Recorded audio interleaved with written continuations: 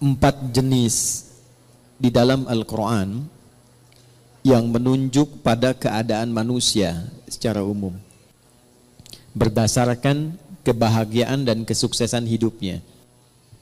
Ada berapa jenis? 4 ya. 1, ini yang paling ideal.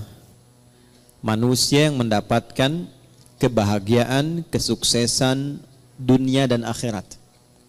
Jadi dunianya dia bahagia, sukses, akhiratnya pun dia bahagia dan sukses. Dan umumnya ini yang memang diharapkan oleh setiap insan, sehingga doa-doa yang dipanjatkan pun malam dan siang itu tidak lepas dari 2 permohonan ini. Itu ada di Al-Quran surah kedua Al-Baqarah di ayat 201, paling kanan sebelah bawah di mushaf tuh. Wa minhum may yaqulu rabbana atina fid dunya hasanah wa fil akhirati hasanah wa qina adzabannar. Ini golongan pertama. Dan di antara manusia itu ada yang konsisten memohon kepada Allah agar ia dianugerahi kehidupan dunia yang membahagiakan dan menyukseskan. Jadi ada bahagia saja, ada sukses saja, ada bahagia dan sukses. Ada orang hidupnya sukses, mawaddahnya banyak, tapi belum tentu bahagia, sakinahnya belum tentu diraih. Kaya iya, tapi kekayaan itu tidak membawa ketenangan dalam berkehidupan. Ada yang begitu? Ada. Jadi ibu pilih mana? Kaya tapi gelisah atau miskin tapi tenang? Alhamdulillah. Oke.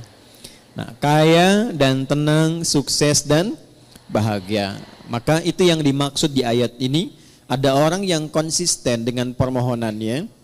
Dia memohon kepada Allah Subhanahu wa taala agar hidupnya di dunia itu bisa tenang dan sukses, bahagia dan sukses, serta kesuksesan dan kebahagiaan ini bisa dibawa lestari sampai pulang ke akhirat. Ya, tidak cukup dengan amin, kita lihat dulu ya. Nah, yang kedua, nanti kita pelan-pelan lihat rumusnya. Alhamdulillah. Ada orang yang di dunianya itu sukses, bahagia. Tapi kesuksesan dan kebahagiaan dunia itu ternyata tidak memberikan jaminan ia membawa keduanya sampai ke akhirat. Tapi menariknya kata Al-Quran, secara psikologi ada manusia yang penting dunianya sukses dulu. Yang penting dunianya bahagia dulu.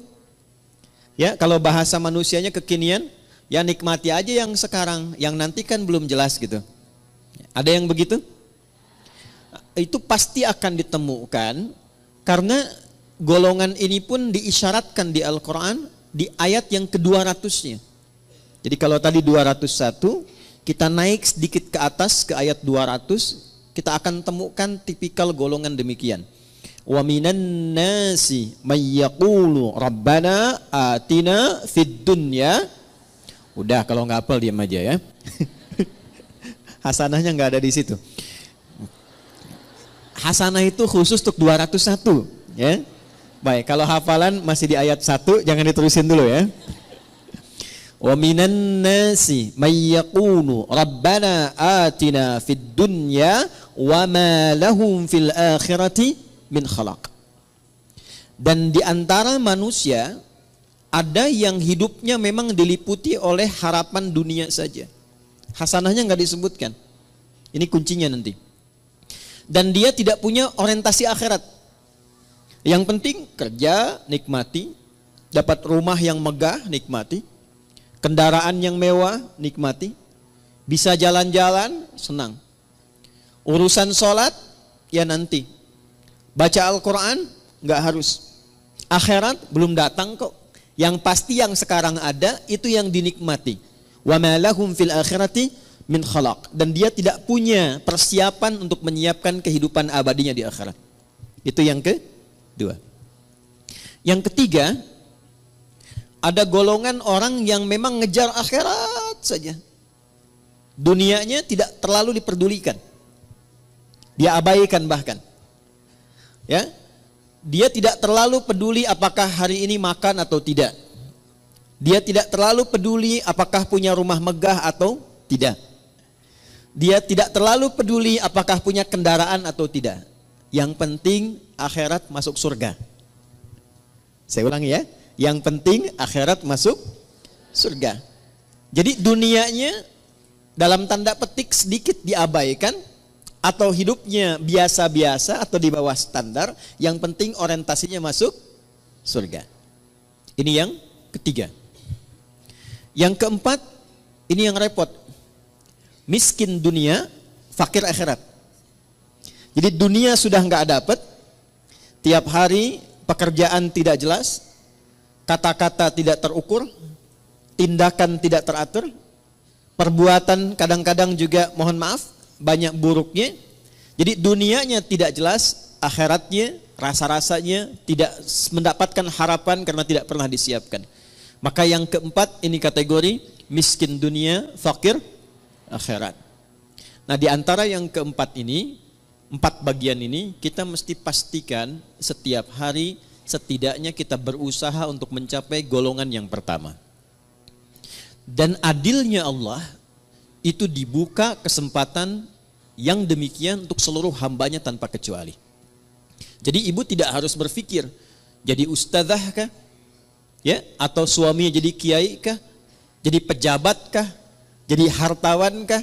Semua sepanjang kita menjadi bagian dari hamba Allah, maka terbuka untuk mendapatkan bagian golongan yang pertama. Wa minhum may yaqulu rabbana atina fid dunya. Nah, itu kuncinya. Sepanjang kita, saya, Anda, kita semua memegang satu kunci ini, maka janji Allah itu pasti ditepati dan disampaikan dalam Al-Quran. Itu akan dibimbing untuk mendapatkan 2 hal yang diharapkan tadi. Kuncinya cuma satu, yaitu hasanah.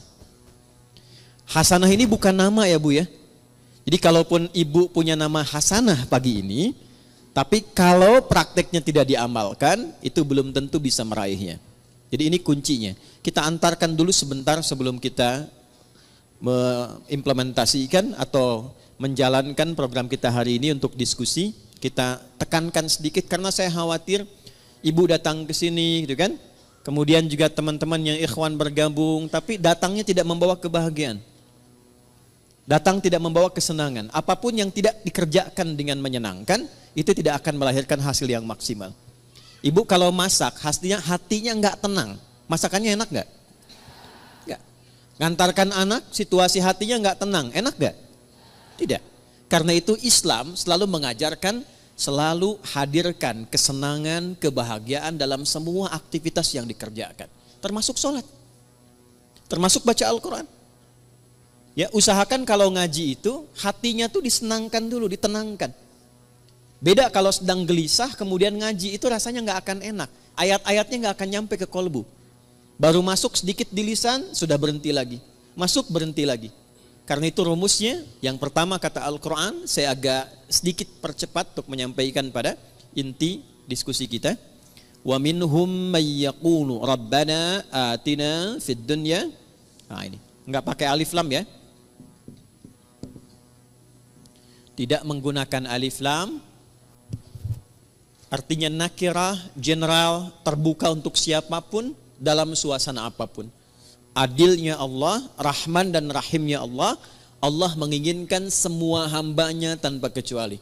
Baik laki-laki, perempuan, tua, muda, besar, kecil, keadaan sosial apapun menurut manusia pada umumnya, kata Allah, ia punya kesempatan yang sama untuk sukses dan bahagia dunia sampai akhirat.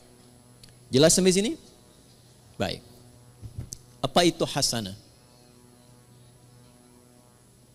Ya. Ada yang tahu hasanah itu apa? Ya. Ya itulah ya. Baik. Satu paling gampang dulu ya, pelan-pelan. Hasanah itu sifat dari karakter ihsan. Nanti satu kata, akar dasarnya itu hasuna, hasan. Nanti kegiatan untuk mendapatkan itu disebut ihsan, ahsana yuhsinu. Nah, akumulasi karakternya, sifatnya, atau bahkan value hasilnya itu disebut hasanah namanya. Jadi kalau kita mengerjakan sesuatu dengan sifat ihsan, nah itu hasilnya disebut dengan hasanah. Saya ulang ya. Kalau kita mengerjakan segala hal dengan sifat ihsan. Sifat ihsan. Ini, ihsan.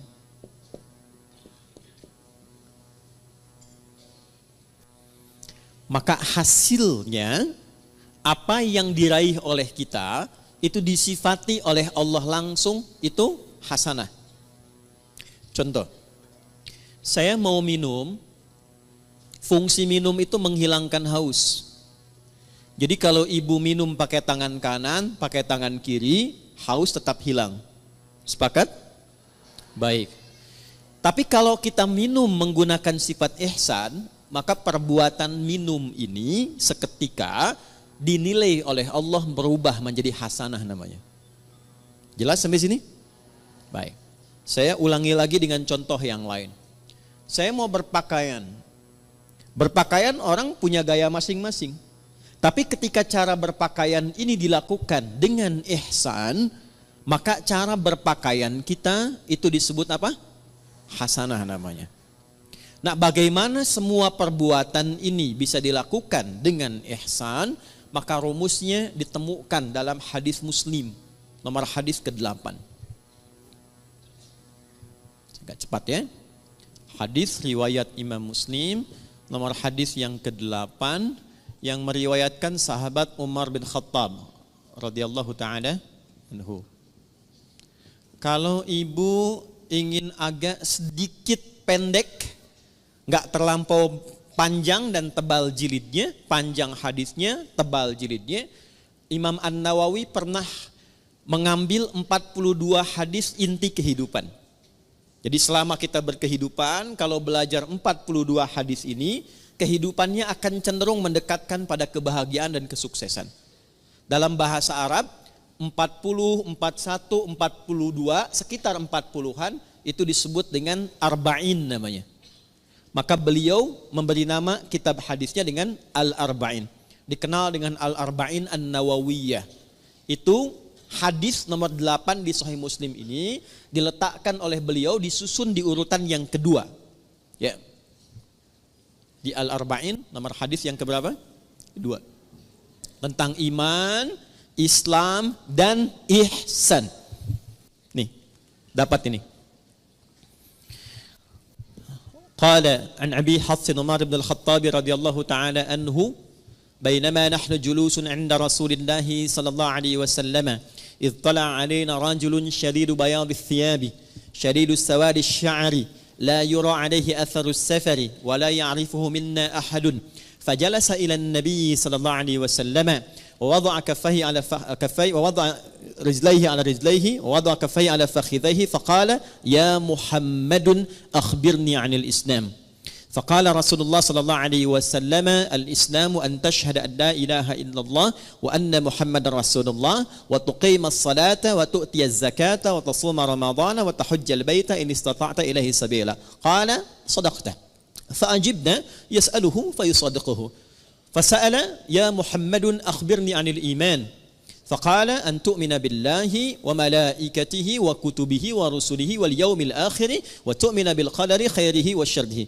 قال صدقت قال فعجبنا يسأله فيصدقه فسأله يا محمد أخبرني عن الإحسان أخبرني عن الإحسان فقال أن تعبد الله كأنك تراه فإن لم تكن تراه فإنه يراك.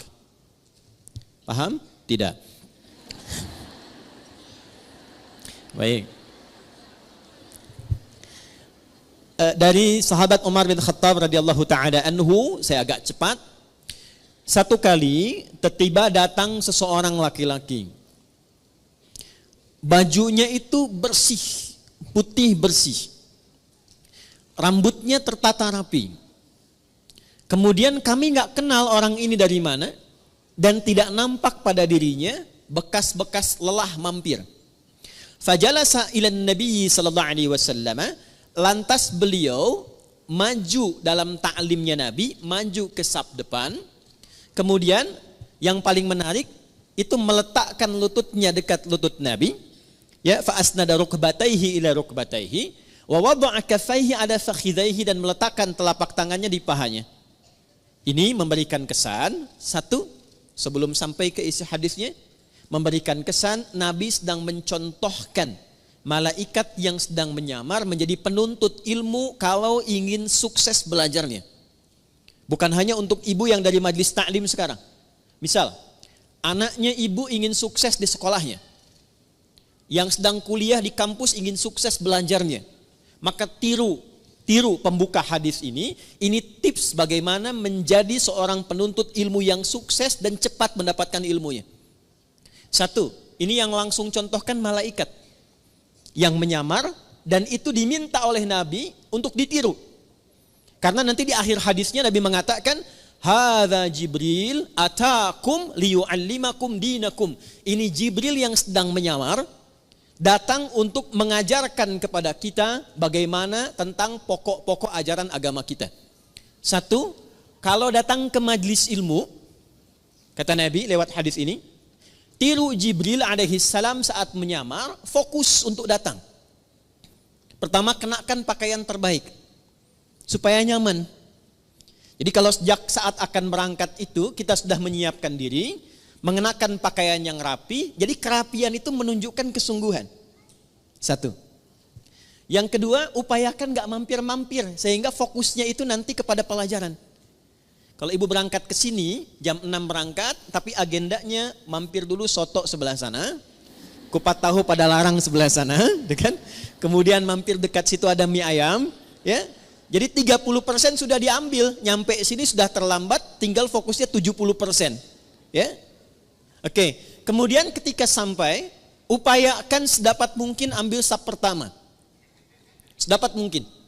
Ya, kemudian terus ke belakang, terus ke belakang, terus ke belakang. Sehingga apa yang kemudian disampaikan lebih mudah didengar. Lebih jelas, lebih baik. Awas nih, ini mahasiswa kadang-kadang datang sudah masuk kampus, duduk paling belakang, sudah nggak pernah nanya, absen titip teman tuh ya. Nah, itu bukan tipikal seperti yang diinginkan hadis ini. Kalau ingin sukses, ambil akses yang memudahkan kita untuk mendapatkan informasi. Kalau nggak terlampau dekat di depan, cari yang dekat mic, ya, supaya mudah mendapatkan apa yang disampaikan. Lalu setelah itu, ini dia poinnya. Beliau kemudian bertanya. Kalau tidak tahu, tanya. Kalau ingin dapat informasi baru, tanya. Itulah sebabnya kenapa tema hari ini kita tanya jawab. Salah satunya ingin mengamalkan hadis yang disampaikan ini.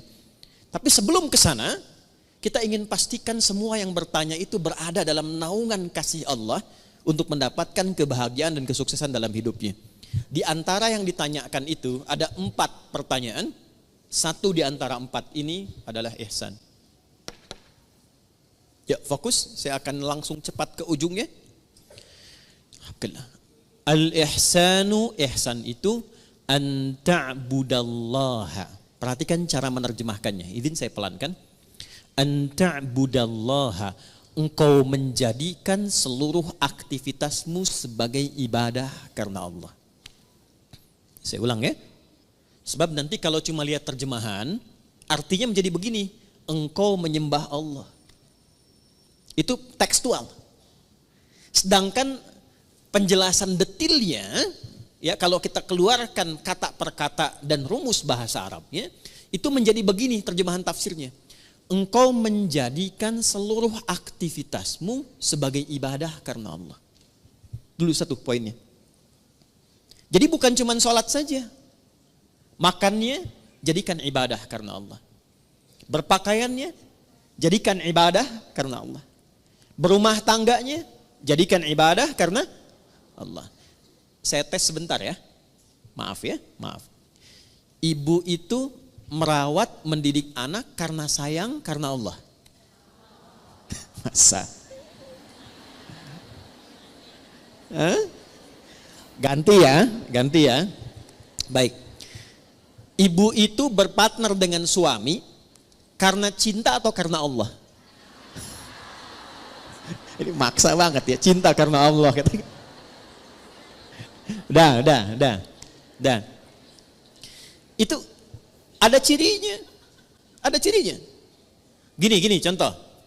Saya kalau mau minumnya karena Allah, maka saya akan ikuti apa yang Allah inginkan dari kegiatan minum itu. Bukan sekedar minumannya, Bu. Allah suka apa tidak ini? Ya. Ini jenis minumannya disukai Allah atau tidak? Tidak mungkin ada seseorang yang ingin minum karena Allah, tapi dia meminum sesuatu yang tidak disukai Allah. Allah suka bir tidak? Whisky. Dan mustahil ada orang minum bir pakai bismillah kan? Bismillah. Mudah-mudahan dosanya kurang dikit. Kan nggak mungkin. Ya kan? Nah, yang kedua, bukan hanya minumannya benar. Ini minuman Allah suka. Minuman yang baik, yang halal. Tapi cara minumnya pun dia ikuti seperti Allah inginkan. Contoh begini. Bagaimana cara minum yang baik yang Allah inginkan? Diajarkan oleh Nabi SAW. Idza quddimat ta'am, jika hidangan itu ditampilkan. Perhatikan kalimatnya. Khudh biyaminika ma yalik, ambil dengan tangan kananmu. Satu. Yang paling dekat denganmu. Ini ada di sini misalnya. Izin. Kemudian di sisi lain ada minuman yang agak jauh. Yang diinginkan oleh Allah, contoh lewat Nabi, ambil yang paling dekat dengan tangan kananmu. Ketika ibu meminum seperti ini, diambil yang paling dekat dengan tangan kanan, dalam rangka menaati Allah lewat petunjuk Rasulullah, itu sudah masuk kategori ihsan. Selanjutnya, Samillaha au qulu bismillahirrahmanirrahim. Sebelum diminum, ucapkan dulu Bismillahirrahmanirrahim. Itu saat dilakukan semua tahapan itu, maka kegiatan minum itu disebut ihsan namanya. Biar jelas ya Bu ya. Contohkan nih biar jelas. Ini buka dulu tutupnya. Ya, karena nggak mungkin diminum dengan tutup. Ya. Ambil dengan tangan kanan. Jelas? Sebut nama Allah. Bismillahirrahmanirrahim. Minum. Alhamdulillah. Jelas? Belum jelas? Ambil dengan tangan kanan. Sebut nama. Bismillahirrahmanirrahim. Jelas? Alhamdulillah. Maka saya pelan-pelan, kegiatan minum itu yang disebut dengan ihsan, dan dia menghasilkan nilai di sisi Allah disebut dengan hasanah namanya. Nah, hasanah inilah yang kemudian melahirkan apa yang kita sebut dengan berkah. Berkah. Ini dia. Teruskan turunannya. Berkah inilah yang mengantarkan pada kesuksesan dan kebahagiaan. Nih, sukses plus bahagia. Ini asalnya. Dan keduanya ini tidak berhenti di dunia. Sepanjang dilakukan dengan sifat ihsan, ditulis dengan hasanah, keluar sifat berkah, mengantarkan pada sukses dan bahagia, dan perjalanannya terus panjang mengiringi sampai ke akhirat. Nih, sampai ke akhirat. Pelan-pelan ya. Ini poinnya. Makanya sering kita katakan di lisan kita, saya pengen cari berkahnya aja. Saya pengen cari berkahnya. Nah, berkah itu Bu, bukan harus kita tafsirkan sedikit, tidak. Bisa banyak. Bahkan kalau kita lihat bahasa Al-Quran, lafaz berkah dalam Al-Quran itu yang paling menarik ketika benar dikerjakan dengan sifat ini, itu dijama'kan bentuknya. Bentuknya jama'. Yuk, saya gali dengan cepat sedikit ya Bu ya. Pelan-pelan lihat rumusnya ke sini. Pekerjaan dikerjakan dengan apa tadi? Nah, rumus untuk menjadi ihsan itu, rumusnya 2, iman plus takwa. Iman plus takwa sama dengan ihsan. Karena itu sering kita diminta dalam Al-Quran, tingkatkan takwamu, tingkatkan takwamu. Pernah dengar nggak kalimat itu? Ya, tingkatkan takwamu. Dan kalimat takwa itu seringkali dibuka dengan iman atau disandingkan dengan iman. Ali Imran ayat 102, ya ayyuhalladzina amanu taqullaha haqqa tuqatih. Iman dan takwa, iman dan takwa. Kenapa kita diminta beriman dan bertakwa? Supaya muncul karakter ihsan. Kenapa bisa menjadi ihsan? Supaya mendapatkan hasanah. Kenapa hasanah penting? Supaya meraih berkah. Kenapa berkah penting? Supaya harapan kita terkabulkan. Semua pekerjaannya sukses, hasilnya membahagiakan. Dan jaminannya bukan cuma di dunia, akan wafatnya juga diberikan kedamaian. Di alam kuburnya diberikan keberkahan. Di akhiratnya dibuka keberkahan. Jadi kalau sudah muncul iman takwa, lahir ihsan, itu keberkahan dibuka di langit dan di bumi. Saya ulangi, di langit dan dibuka, di langit dan di bumi itu dibuka. Ada di Quran surah ke-7 ayat 96. Rumus ini ada Quran di Quran surah ke-7 Al-A'raf ayat 96. Yuk kita lihat pelan-pelan.